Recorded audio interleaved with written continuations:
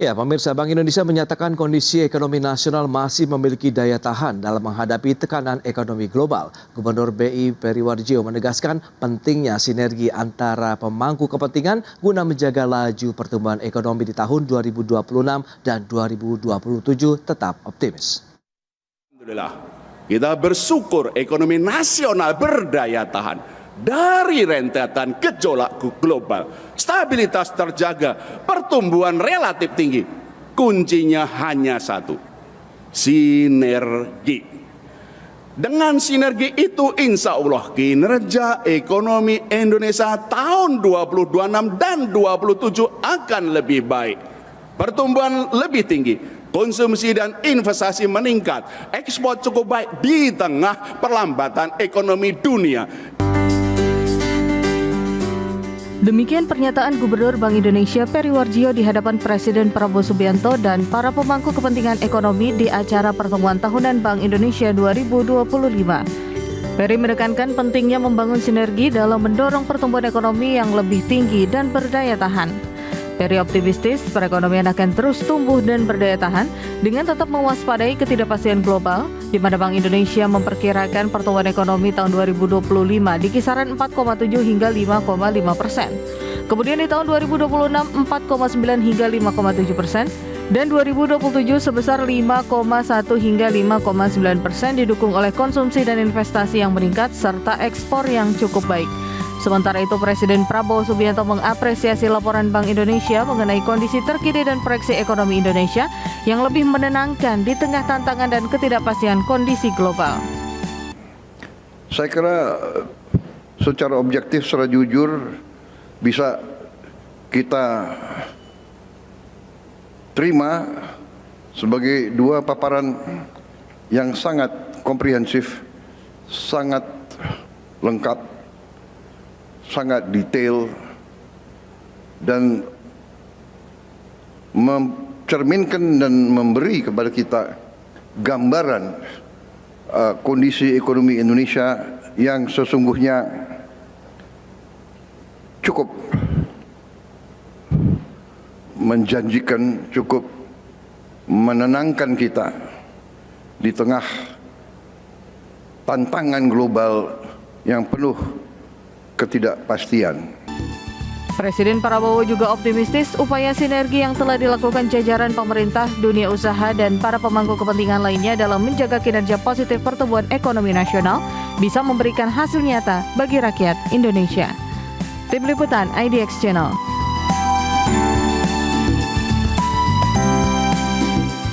Ya, pemirsa, untuk membahas tema kita kali ini, sinergi, game changer, pertumbuhan, dan daya tahan ekonomi Indonesia, kita sudah tersambung melalui Zoom bersama dengan Bapak Antoni Leong. Beliau adalah Ketua BPP HIPMI Bidang Sinergitas BUMN dan Antara dan juga BUMD. Kemudian ada Profesor Telisalia Aulia Valianti, beliau adalah Ekonom Fakultas Ekonomi dan Bisnis Universitas Indonesia. Langsung saja kita sapa ini. Ya, halo Prof. Telisa, apa kabar?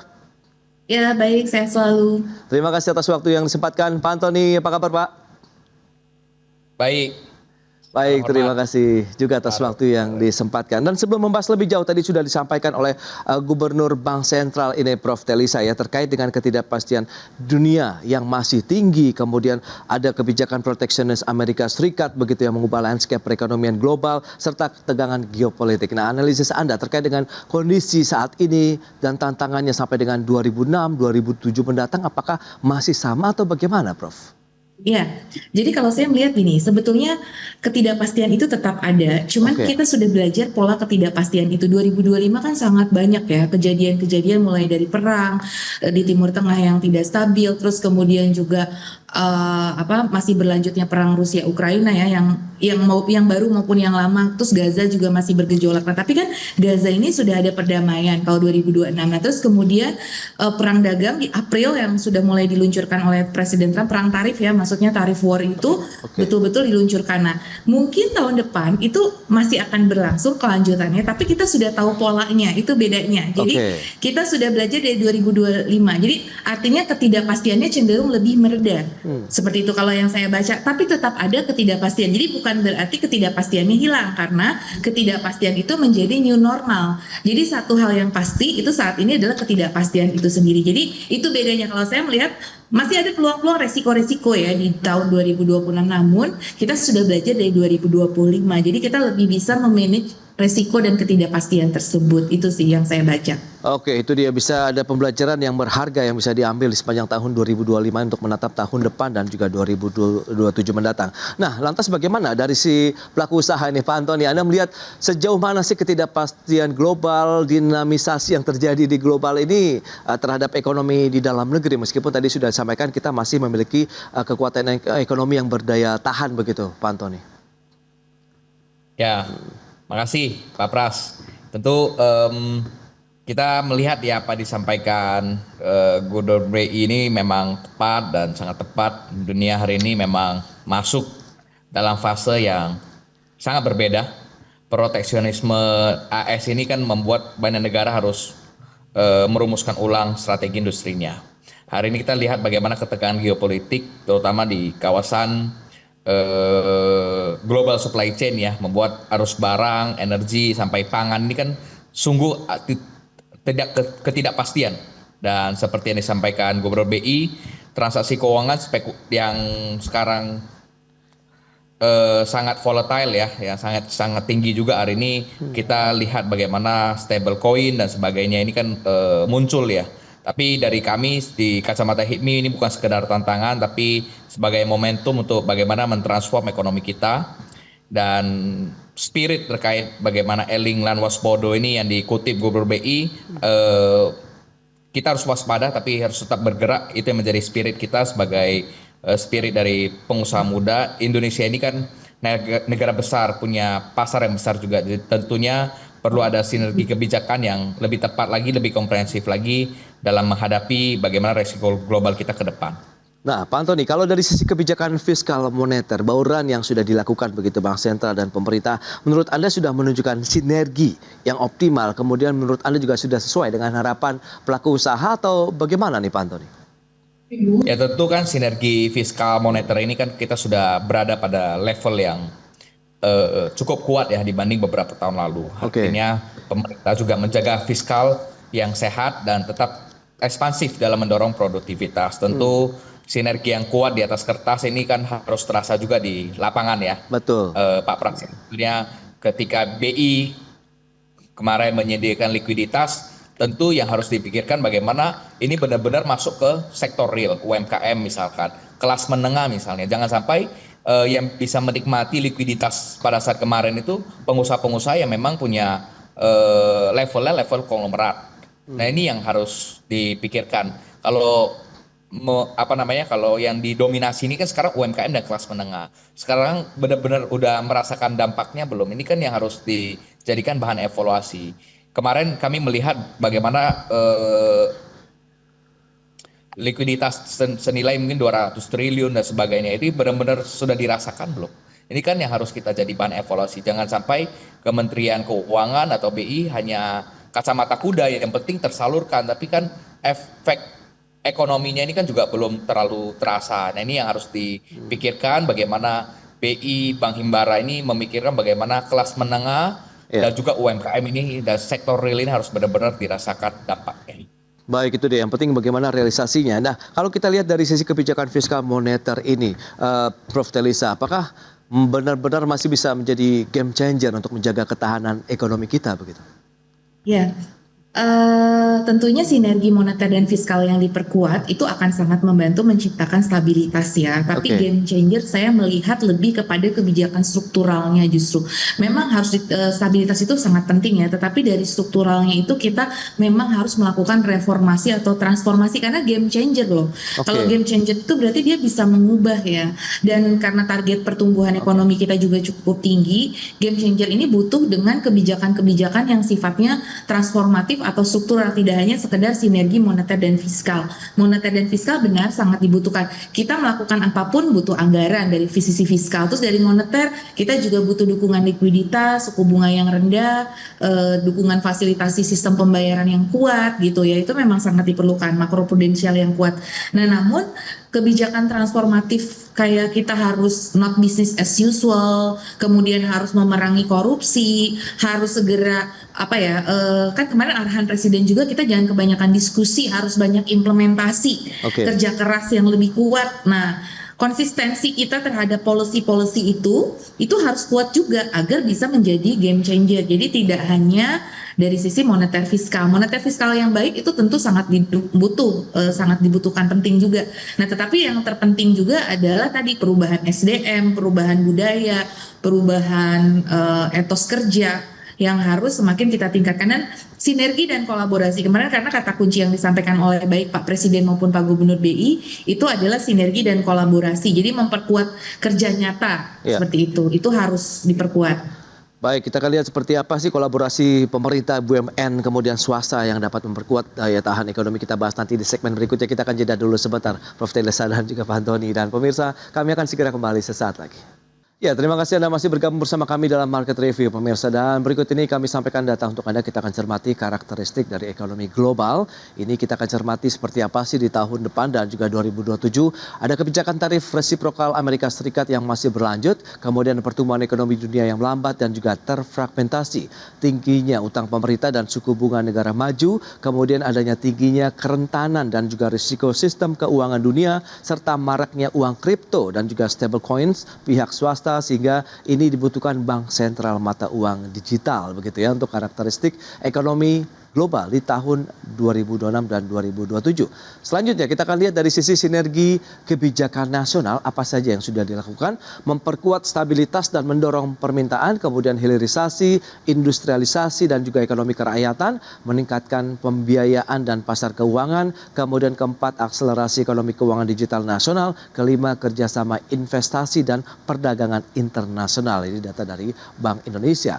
Berikutnya, bagaimana dengan proyeksi pertumbuhan ekonomi dunia, kemudian negara maju, negara berkembang, dan tentunya Indonesia. Kita lihat range-nya dari tahun 2023 sampai dengan proyeksi tahun ini, tahun 2026 dan 2027. Di mana tahun ini dunia pertumbuhan ekonominya 3,1%, di tahun 2025 negara maju 1,7%, proyeksinya negara berkembang 4,1%, sementara Indonesia range-nya antara 4,7 sampai dengan 5,5%. Sementara di tahun 2026 mendatang Indonesia range-nya 4,9 sampai dengan 5,7%, sementara di tahun 2027 proyeksi Bank Indonesia berkisar antara 5,1 sampai dengan 5,9%. Itu dia untuk proyeksi pertumbuhan ekonomi Indonesia dan juga global. Kita akan lanjutkan kembali tentunya perbincangan menarik ini bersama dengan Bapak Antoni Leong, kemudian juga Prof. Telesa Aulia Valianti. Ya, dengan beberapa data yang sudah disampaikan, lantas seperti apa sih bauran-bauran kebijakan ekonomi fiskal moneter begitu yang masih bisa dipertahankan atau diperkuat ini, Prof. Telesa, menurut Anda untuk menatap tahun depan 2027, mengingat Anda katakan di awal 2025 kita sudah ada pembelajaran berharga yang mungkin bisa kita kuatkan begitu untuk tahun-tahun berikutnya. Silakan.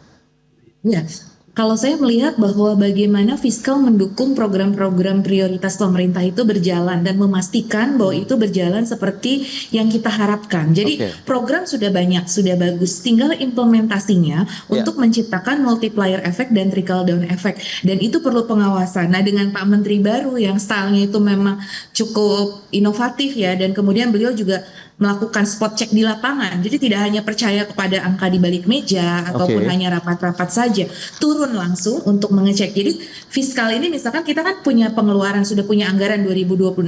Nah, anggaran itu dipastikan benar-benar terserap dengan baik. Karena kan beliau nggak pengen tuh mengendap-mengendap di perbankan kayak gitu kan. Daerah harus spending dengan baik.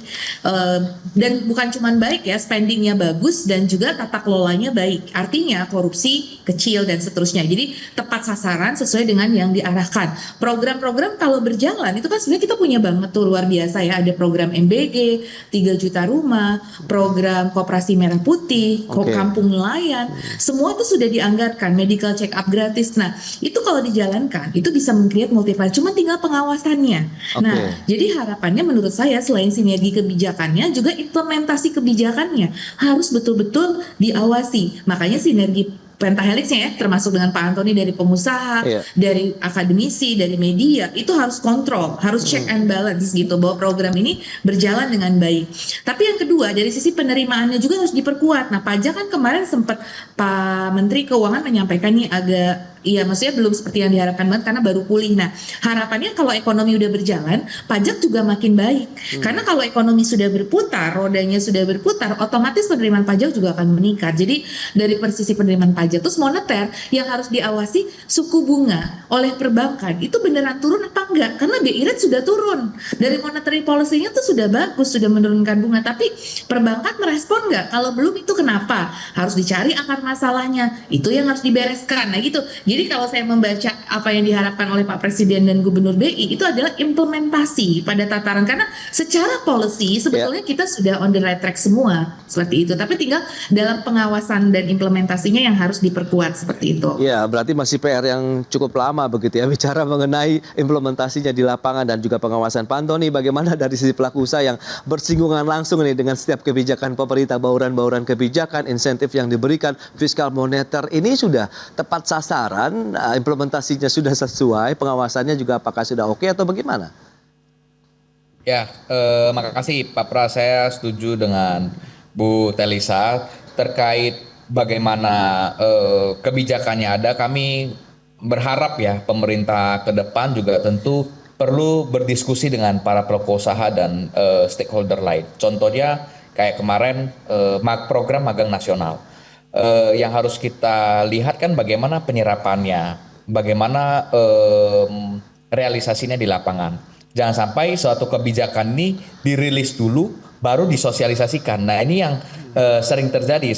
Saya melihat yang magang nasional ini belum ada bicara dengan pelaku industri seperti kayak Kadin, HIPMI dan sebagainya, belum ada bicara. Tapi ketika itu kebijakan dirilis dulu. Nah, ini kan yang harus dipikirkan bagaimana link and match ke depan, bagaimana penyerapan ataupun bagaimana realisasi di lapangan. Jangan sampai program yang sangat baik tidak comply dengan apa yang menjadi kebutuhan industri. Nah, ini yang harus kita pikirkan ke depan. Contoh lain misalkan bagaimana sinerginya, misalkan hari ini ya terkait terkait bunga kur yang tanpa anggunan. Nah, ini kan Kementerian UMKM sudah membuat aturan itu, tapi kita harus lihat bagaimana kondisi lapangannya nanti terkait aku rasa sih masih ada aja masyarakat yang mengeluhkan bagaimana pengajuan kur tapi masih tetap butuh anggunan. Nah, ini yang harus jadi perhatian bersama. Dan terkait kita lihat ya bagaimana insentif kebijakan policy sudah banyak untuk pengusaha kelas atas, pengusaha konglomerat. Tapi kita yang di posisi kelas menengah ini boleh dibilang tidak mendapat perhatian. Boleh dibilang hanya pengusaha UMKM kan udah dapat perhatian ya. Misalkan hari ini bagaimana PPh pajak badan itu 0,5% selamanya. Tapi kelas menengah ini yang belum dipikirkan oleh pemerintah. Nah, ini tugas kita bersama Pak Pras, bagaimana kelas menengah ini menjadi concern dan perhatian dari pemerintah juga. Jangan sampai masyarakat kelas menengah ke bawah sudah ada bansos, UMKM sudah ada insentifnya, apalagi konglomerat itu kan mereka bisa direct langsung dengan pemerintah, dengan ibaratnya kementerian terkait dengan boleh tanda kutip penguasa misalnya, karena direct. Sementara penengah ini kayak donat bang, nggak akan bisa naik dia. Filosofinya kayak gitu. Jadi ini harus jadi perhatian kita bersama Pak Pras. Baik, itu dia yang perlu diperhatikan lagi, adanya kesetaraan begitu atas setiap kebijakan-kebijakan yang dikeluarkan oleh pemerintah. Kita akan bahas lebih jauh lagi nanti seperti apa sih keinginan kesetaraan seperti apa juga yang diharapkan sehingga sinerginya bisa berjalan lebih smooth dan harmonis. Di segmen berikutnya kita akan jeda kembali sebentar, Prof. Telisa dan juga Pak Antoni. Dan pemirsa, kami akan segera kembali usai pariwara berikut ini. Baik pemirsa, kita lanjutkan kembali perbincangan bersama dengan Bapak Antoni Leong. Beliau adalah Ketua BPP HIPMI Bidang Sinergitas BUMN dan Antara dan juga BUMD. Kemudian ada Prof. Delisa Aulia Valianti, Ekonom Fakultas Ekonomi dan Bisnis Universitas Indonesia. Nah Prof, tadi yang seperti sudah disampaikan secara langsung nih dari pelaku usahanya.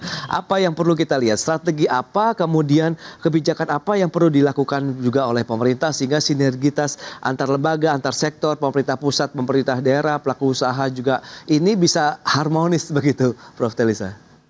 Iya, tadi kuncinya tuh sering ngobrol bareng sih. Jadi membuat forum, tapi bukan cuma diskusi ya, tapi forum kerja begitu, forum kerja bersama sih. Jadi tadi apa yang disampaikan Pak Antoni, saya setuju bahwa sebenarnya saya banyak ya, karena saya juga banyak membantu pemerintah ya untuk melakukan debottlenecking dan seterusnya. Jadi artinya bahwa sebetulnya kadang-kadang karena kita kurang ngobrol aja sih. Jadi dan medianya media yang tepat begitu. Jadi kalau kita melakukan forum yang tepat, permasalahan-permasalahan itu nanti ketemu nexusnya begitu. Jadi antara government misalkan, dari government tuh bikin policy seperti ini tapi belum disosialisasi, nah perlu sosialisasi. Nah kemudian nanti dalam sosialisasi itu apa dari pengusaha masukannya, seperti tadi contoh ya bagaimana implementasi suku bunga KUR, ternyata KUR masih bunganya belum tentu seperti itu di lapangan, terus kemudian harusnya teorinya dengan tanpa agunan, ternyata dalam prakteknya ada petugas yang tetap masih punya agunan, meminta agunan, nah, kayak gitu-gitu. Jadi memang perlu ada ngobrol bareng, forum lah istilahnya, forum bersama untuk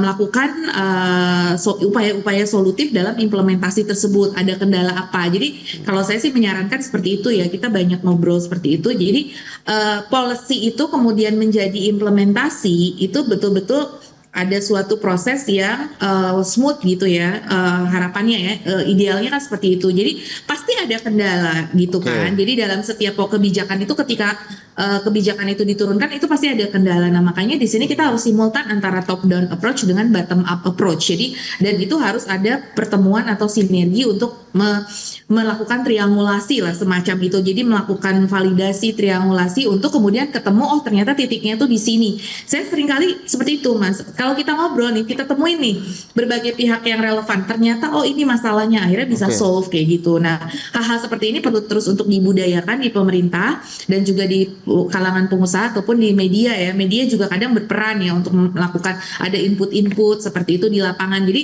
membudayakan call center mungkin seperti lapor Pak Purbaya itu salah satu contoh ya misalkan ya. Terus ada call center misalkan ada call center MBG, ada call center Koperasi Merah Putih, call center Kampung Lain. Jadi ternyata dalam implementasi itu ada kendala-kendala loh, nggak seindah yang didesain di dalam polisinya seperti itu. Dan saya setuju banget tadi kebijakan untuk pengurusan menengah itu memang karena kan kita sering following in the middle. Jadi nanti kalau nggak salah ada waktu itu Dan pernah mengungkapkan akan lebih banyak menyasar juga untuk kelas menengah nanti di upahnya, di kebijakan-kebijakan industri dan seterusnya. Jadi memang perlu dukungan. Jadi untuk semua level itu ada, untuk bawah seperti apa, menengah seperti apa, atas seperti apa, itu masing-masing punya dukungan dari pemerintah seperti itu. Baik, masih dalam proses pembahasan nih Pak Antoni. Kalau kita lihat tadi untuk perusahaan-perusahaan kelas menengahnya dan juga masyarakat kelas menengah yang sempat memang kemarin hangat juga begitu. Untuk masyarakat bawah sudah ada, masyarakat yang paling atas pun sudah ada,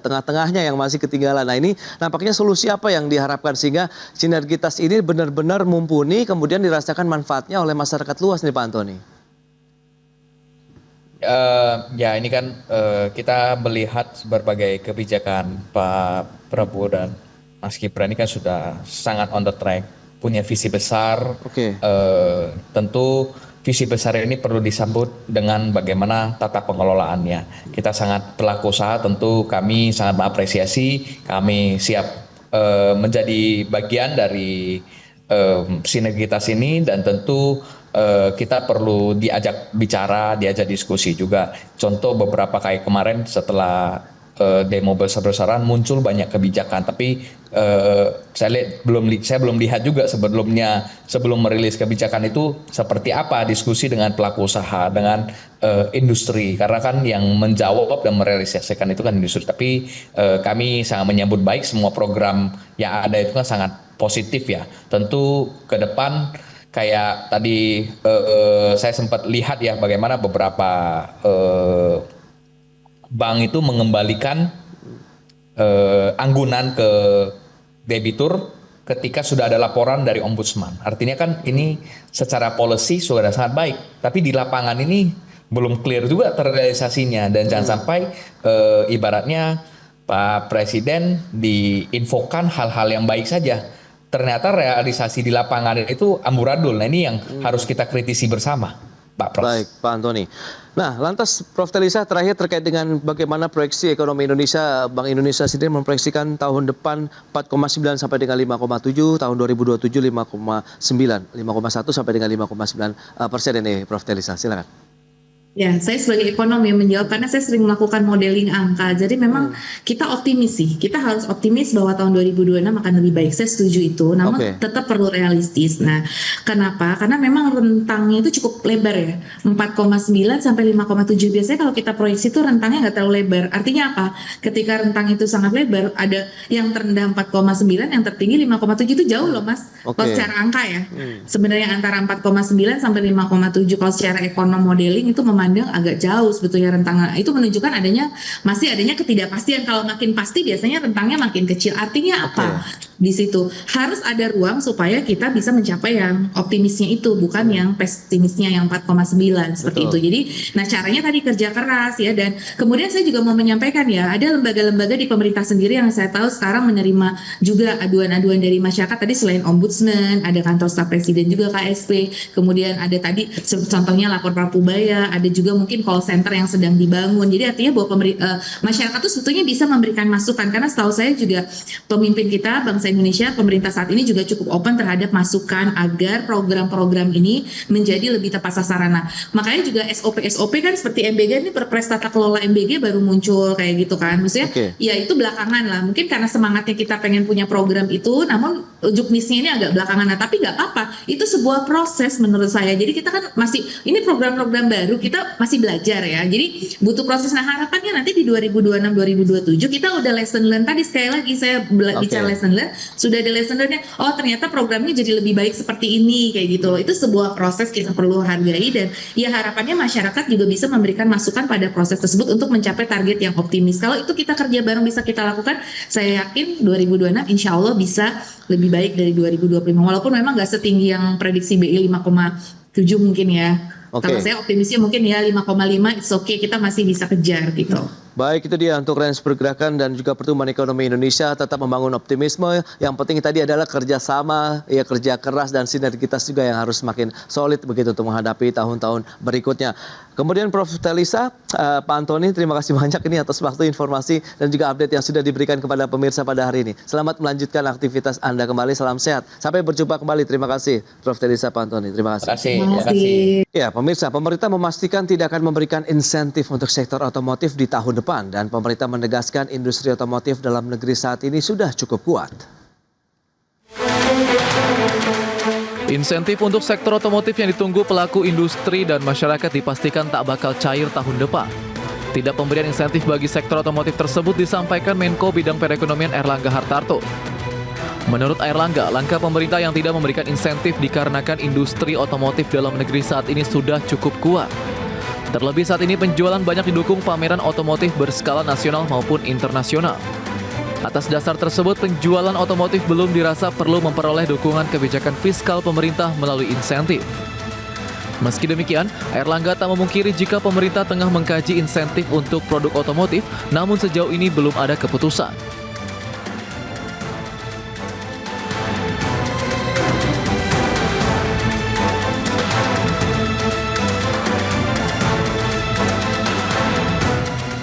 Ya, sementara itu Menteri Perindustrian Agus Gumiwang Kartasasmita menyayangkan tidak adanya pemberian insentif bagi industri otomotif di tahun depan. Pasalnya, pemberian insentif dirancang untuk mendorong pertumbuhan industri kendaraan bermotor dalam negeri.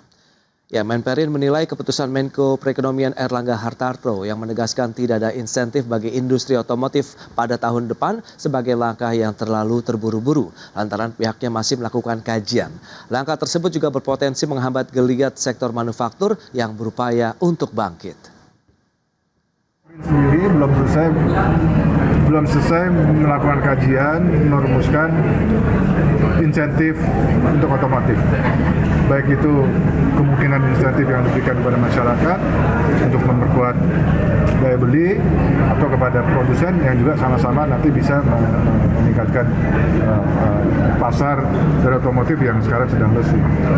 Itu kan sekarang sedang dirumuskan oleh kita, dan kalau kita merumuskan kan mudah-mudahan ya lebih precise, lebih detail.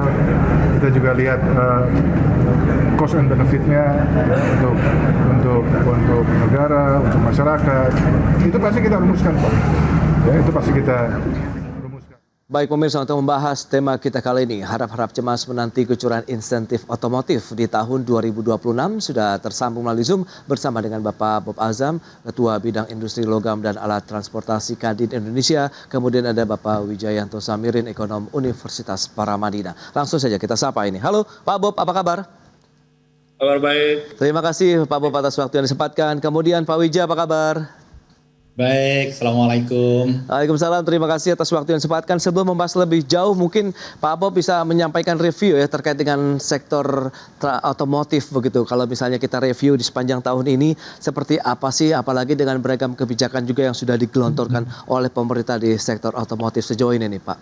Nah, sebenarnya industri otomotif itu kan sejak 10 tahun yang lalu ya, tahun 2015 itu sudah mencapai 1 juta unit ya. Oke. Pasarnya ya, ditambah dengan ekspor sekitar 300-400 ribu. Nah, kemudian diproyeksikan tahun 2015 itu 2025 ya, 10 tahun ke depan akan mencapai 2 juta unit plus ekspor yang diharapkan bisa 1 juta unit. Jadi berdasarkan data itu, industri otomotif sudah melakukan investment ya untuk melakukan capacity up. Jadi kapasitas industri otomotif sekarang 2,3 juta.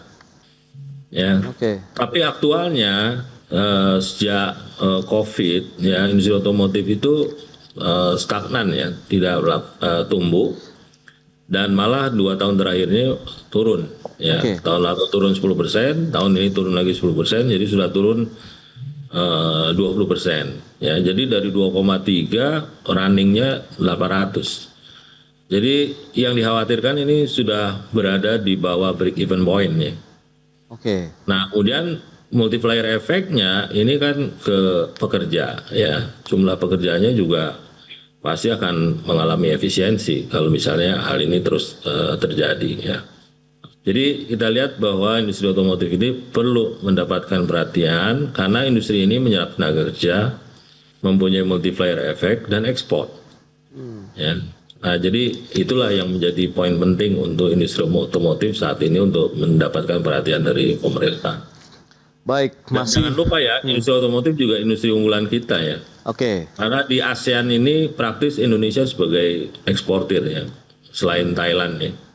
Dan menguasai pasar ASEAN, kemudian Timur Tengah dan juga sampai ke Amerika Latin ya. Jadi industri yang sebenarnya patut didukung ya.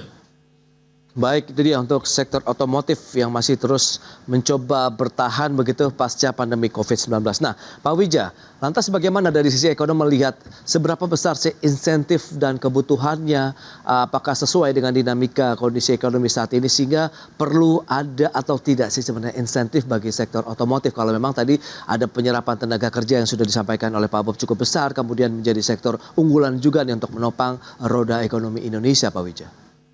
Makasih Mas Pras, yang disampaikan Pak Bob saya setuju sekali. Jadi ekspor kita kan didominasi oleh komoditi. Nah, ini ada ekspor yang high tech, yang manufacture, yang menurut saya ini harus didorong karena ini tidak hanya masalah nilai strategis tapi juga nilai image ya, persepsi kita. Nah, tentang situasi saat ini, saya melihat antara Menteri Perindustrian dan Menteri Koordinator Perekonomian itu tidak ada permasalahan yang signifikan setelah saya dalami statement-statementnya. Ini hanya beda pendekatan dan beda prioritas. Pak Menteri Perindustrian ingin pendekatan maksimal, ya ini wajar. Beliau sebagai pemangku kepentingan industri. Kemudian Pak Menko, beliau ingin pendekatan yang optimal. Karena pada saat yang bersamaan ada agenda-agenda yang lain juga untuk mendorong berbagai sektor dari mulai program sosial, kemudian program prioritas pemerintah yang lain, kemudian pertanian, yang semuanya membutuhkan atensi, membutuhkan fiskal, sementara fiskalnya terbatas. Jadi beda pendekatan saja. Tentang insentif, saya rasa perlu sekali insentif. Hanya memang kalau insentifnya itu insentif kepada buyer, ini seperti kita memberikan insentif kepada the have. Apalagi kalau kita memberikan insentif ke mobil listrik. Mereka yang membeli mobil listrik itu kan biasanya bukan mobil kedua, mobil ketiga, mobil keempat, mobil kelima. Jadi insentif itu tetap diperlukan, tetapi dengan pendekatan yang optimum dari sisi fiskal. Saya rasa ada banyak hal yang lebih dibutuhkan oleh industri daripada sekedar dukungan yang sifatnya pendekatan fiskal. Baik, insentif yang dibutuhkan oleh industri. Nah ini di bagian yang mana kalau kita tanyakan langsung ke Pak Bob? Ini sebenarnya insentif kalau Anda katakan juga insentif masih perlu. Tapi untuk produsen, masyarakat atau bagian ada yang paling utama saat ini dirasakan itu di bagian yang mana yang membutuhkan insentif tadi? Sekarang kondisi insentif tax kita ya untuk otomotif ya itu sekitar 40% ya jadi dari kalau kita beli mobil tuh 40%-nya itu adalah pajak ya. Sedangkan mobil listrik memang hampir 0% ya. Nah, jadi sebenarnya industri otomotif itu meng-create revenue kepada pemerintah ya. Nah, kalau industrinya turun, revenue-nya juga akan turun itu loh ya. Nah, jadi sebenarnya kita berharap adanya insentif yang nantinya bisa meng-create revenue. Nah, pengalaman kita setelah COVID itu, waktu COVID ya, kan itu sempat turun sampai 500.000, kemudian diberi insentif oleh pemerintah. Ya, finally revenue yang di-create oleh otomotif itu lebih besar daripada insentifnya. Ya, nah itu yang kita harapkan. Sebagai contoh ya, hybrid itu mendapatkan insentif 400 miliar ya dari pemerintah, meng-create revenue 5,5 triliun. Ya. BEV itu insentifnya 16 triliun, meng-create revenue 2,6 triliun. Ya, memang ini pure insentif ya. LCGC itu 440 miliar, meng-create revenue 7,2 triliun ya. Secara keseluruhan industri otomotif itu meng-create revenue 50 triliun ya.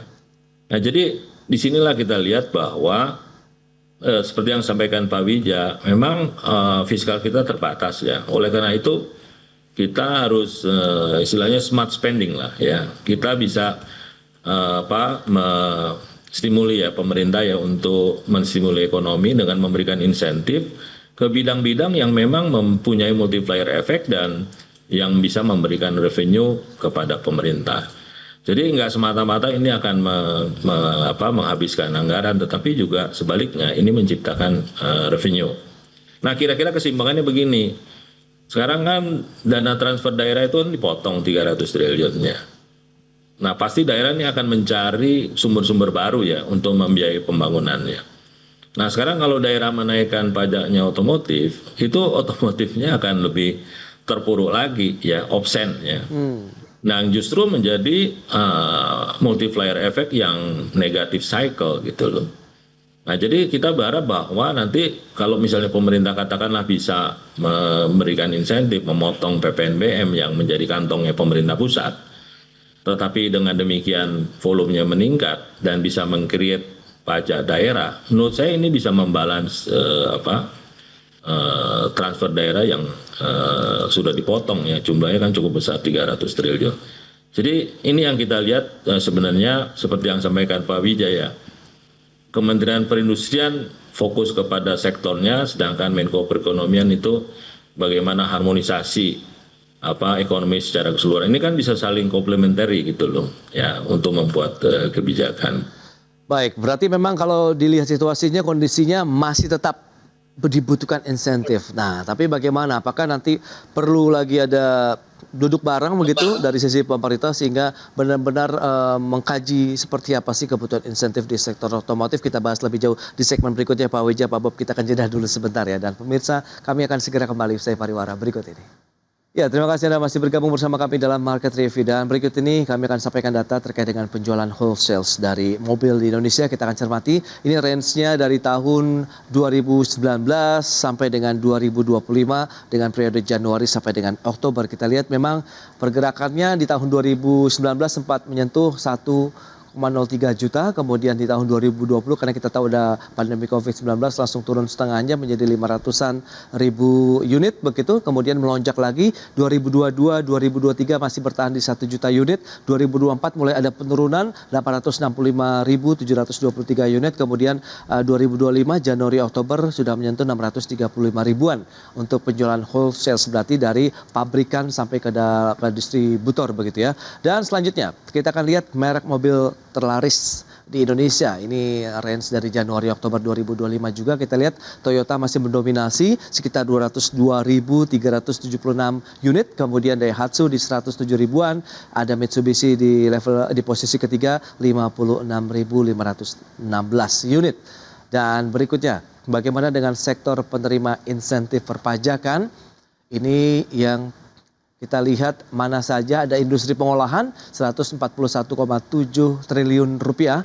Ini untuk APBN di tahun depan ya 2026 pemirsa. Kemudian ada pertanian, kehutanan dan perikanan 63,8 triliun, perdagangan 59,3 triliun, jasa keuangan dan asuransi dan juga transportasi dan pergudangan 43,6 triliun rupiah. Industri pengolahan yang terbesar 141,7 triliun rupiah. Baik, kita akan lanjutkan kembali perbincangan bersama dengan Bapak Bob Azam, kemudian juga Bapak Wijayanto Samirin. Ya, dengan beberapa data tadi yang sudah disampaikan. Nah, Pak Bob, lantas seperti apa sih tantangan terbesar dari sisi produksi otomotif kita ataupun penjualan mobil? Tadi wholesale kita lihat sempat menyentuh angka 1 juta, kemudian cenderung turun dalam beberapa tahun terakhir. Lebih kepada karena daya beli masyarakat kah? Atau memang kita melihat pangsa pasar global yang masih bisa digarap untuk ekspor misalnya, Pak Bob? Sebenarnya ekspor kan kita udah cukup baik ya. Ekspor kita bisa tetap ya di tengah situasi global yang lesu ya. Tetapi yang ingin saya soroti sebenarnya waktu kita proyeksikan otomotif itu mencapai 2 juta unit, itu kan infrastruktur itu dibangun ya oleh pemerintah seperti pelabuhan, kemudian juga pembangkit listrik dan lain sebagainya dengan asumsi 2 juta unit pasar ya. Kalau nggak salah juga pelabuhan Tanjung Priok kemudian Patimban juga dibangun dengan asumsi itu. Nah sekarang kalau misalnya realisasinya lebih rendah, ini kan utilisasi infrastruktur yang ada juga underutilized itu loh. Ya jadi bukan industri otomotif aja, tapi sektor-sektor pendukung juga under pressure ya. Kalau misalnya situasi ini terus terjadi gitu loh. Oke. Nah itu yang juga harus kita pertimbangkan. Dan kemudian juga sebenarnya kita ada ada analisa ya dari LPMUI yang mengatakan bahwa industri otomotif itu mempunyai elastisitas itu yang cukup baik ya. Jadi kalau dikasih insentif 10% dia akan meng-create 20% itu loh ya. Nah ini juga menurut saya juga harus menjadi pertimbangan ya. Karena dengan demikian itu revenue yang akan diperoleh pemerintah akan lebih baik dan itu proven. Ya setelah COVID itu memang ternyata revenue yang tercipta itu lebih bagus lagi. Kemudian yang terakhir yang harus diperhatikan image. Oke. Ya, selama ini kan di ASEAN itu Indonesia nomor 1. Sehingga investasi supply chain itu masuk ke Indonesia. Tetapi ini udah head to head dengan Malaysia nih. Malaysia itu tahun ini mungkin 790.000. Ya. Oke. Jadi jangan sampai nanti Malaysia take over, kemudian image-nya Malaysia menjadi negara number 1 di sektor otomotif, itu nanti investasi juga akan masuk ke Malaysia bukan masuk ke Indonesia. Apalagi Malaysia itu kan cukup kuat di industri elektroniknya termasuk semikonduktor gitu loh. Nah ini juga harus menjadi pertimbangan kita untuk industri otomotif ke depan. Baik Pak Bob. Nah bicara mengenai insentif yang perlu disampaikan ini karena kan juga masih menantikan begitu industri otomotif tahun depan ini ada atau tidak. Nah Pak Wija lantas melihat dari analisis Anda begitu apa ya sih urgensi kalau kita bicara mengenai insentif, karena kan insentif juga sekarang ada perbedaan mobil konvensional kemudian yang mobil listrik nih. Pak Wija silakan. Ya, ada 2 hal yang ingin saya sampaikan. Yang pertama, kepastian regulasi. Jadi jangan sampai karena ada perubahan iklim ekonomi, ada pemotongan TKD, kemudian nanti pemerintah daerah itu menggunakan otomotif, penjualan, pajaknya itu sebagai alternatif utama untuk menaikkan penerimaan. Jadi pemerintah pusat harus bisa memastikan itu tidak terjadi. Kalau ini terjadi, maka ini akan mencederai para investor yang sudah antusias berinvestasi merasa diperlakukan tidak fair. Jadi pemerintah harus melakukan harmonisasi kebijakan di level itu. Yang kedua, saya melihat strategi pemerintah, dual strategi antara pengembangan EV dan pengembangan combustive engine ya, yang non-EV itu agak timpang. Jadi selama ini prioritas sepertinya digelontorkan dengan berbagai insentif pajak, pembangunan infrastruktur untuk yang EV. Padahal kita harus lihat EV ini menyasar high-end market. Kemudian yang kedua, EV ini juga TKDN-nya rendah sekali. Kalau kita dalami, bisa jadi TKDN-nya itu paling 10%, 20%. Karena banyak yang sebenarnya origin dari komponen itu import, tapi kemudian dianggap dengan administrasi tertentu sebagai local content. Jadi saya melihat memang harus kita imbangkan kebijakan pemerintah tadi. Tidak boleh terlalu pro ke EV. Iya, EV mungkin tahun 2035, 2040 itu the future. Tapi dari sekarang sampai tahun 2040 ini yang non EV itu dari sisi lapangan kerja, dari sisi multiplier effect, dari sisi ekspor itu 80%-nya ini lebih strategik.